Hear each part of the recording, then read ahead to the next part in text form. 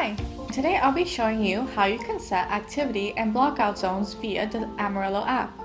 Activity zones refer to the sections that you wish the camera to capture activity.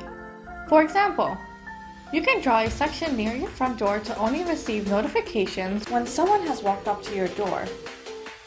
Blockout zones refer to the section that you wish the camera to ignore.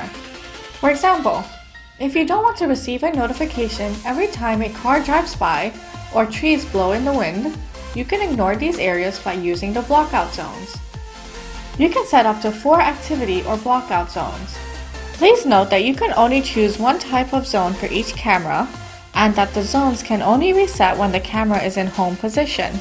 To set up zones, go to the live view, pan and tilt the camera to desired position, then select Set Home.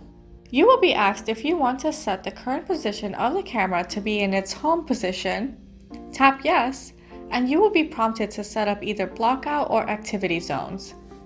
For example, if you select activity zones, choose where you want the camera to track movement. Once finished, tap OK and your zones will be set. The zones will only appear on your mobile device when camera is in home position. If motion occurred in the activity zones, the camera will begin auto-tracking.